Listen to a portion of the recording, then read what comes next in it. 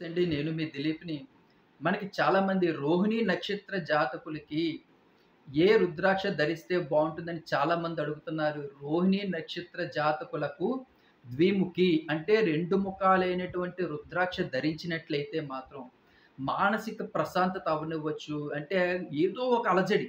వీళ్ళకి ఎక్కువగా ఏదో మనసులో అలజడి ఏదో జరుగుతుంది. ఏదో జరిగిపోతుంది. గుండె దడగా ఉండడం. ఏదో ఒక రకం ఎప్పుడు ఏదో ఒక రకమైన ఆలోచనలతో ఉంటారు.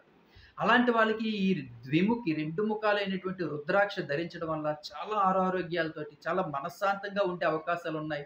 మరీ ముఖ్యంగా వ్యాపారస్తులు అవ్వచ్చు, రియల్ ఎస్టేట్ బిజినెస్ చేస్తున్న వాళ్ళు మరీ ముఖ్యంగా ఈ 2 ముఖాలైనటువంటి శివుని మహాప్రసాదమైనటువంటి ఈ 2 ముఖాలైనటువంటి రుద్రాక్ష గాని మీరు ధరించుకున్నట్లయితే మాత్రం వ్యాపారాభివృద్ధి చాలా అద్భుతంగా జరిగే అవకాశాలున్నాయి.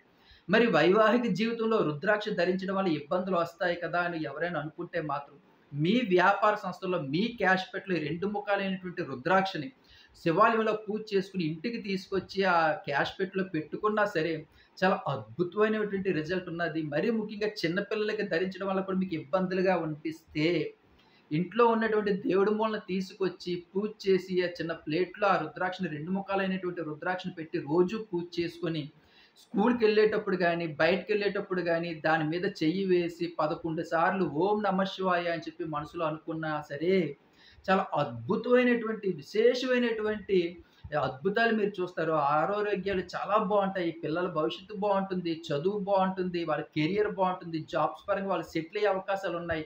మరీ ముఖ్యంగా మనశ్శాంతంగా ఉండే అవకాశాలు ఎక్కువగా ఉన్నాయి. అలజడి అనేది తగ్గే అవకాశాలున్నాయి. కుటుంబంలో గొడవలు తగ్గే అవకాశాలు ఎక్కువగా మనకి ఆ శివుడు ప్రసాదిస్తాడు గాబట్టి, దయచేసి 2 ముఖాలైనటువంటి రుద్రాక్ష తప్పకుండా ధరించినట్లయితే రోహిణి నక్షత్ర వాళ్ళకి చాలా అద్భుతంగా ఉండే అవకాశాలున్నాయి. అలాగే మరిన్ని విషయాలు మనం తెలుసుకుందాము.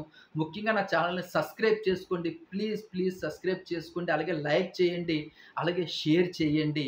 తప్పకుండా కామెంట్ సెక్షన్‌లో మాత్రం ఓం నమః శివాయ గాని, జై శ్రీరామ్ అని గాని తప్పకుండా రాయడం మర్చిపోవద్దు. మీకు వీడియో నచ్చినా, నచ్చకపోయినా. వీడియో చూసినట్లయితే మాత్రం తప్పకుండా కామెంట్ సెక్షన్‌లో జై శ్రీరామ్ అని గాని, ఓం నమః శివాయ అని గాని రాయండి. అది మీ జీవితానికి ఎంతో ఉపయోగం పడుతుంది. ఇదే అలవాటైతే మీరు మనసులో ఎప్పుడు కూడా ఓం నమః శివాయ గాని, జై శ్రీరామ్ గాని మీకు కష్టం వచ్చినా, సుఖం వచ్చినా, సంతోషం వచ్చినా, బాధొచ్చినా, ఎప్పుడొచ్చినా సరే ఒకే మాట అనుకోండి. జై శ్రీరామ్ గాని, ఓం నమః శివాయ అని గాని మీ అద్భుతమైనటువంటి జీవితం చాలా బావుంటుంది. మీ కష్టాల్లోంచి బయటపడే అవకాశాలు మనకి ఆ మహాశివుడు ప్రసాదించే అవకాశాలున్నాయి కాబట్టి తప్పకుండా చేస్తారని చెప్పి నేను ఆశిస్తున్నాను. అలాగే నా ఛానెల్‌ని సబ్స్క్రైబ్ కూడా చేసుకుంటారని నేను మనసారా కోరుకుంటున్నాను. మీ దిలీప్ ఉంటానండి.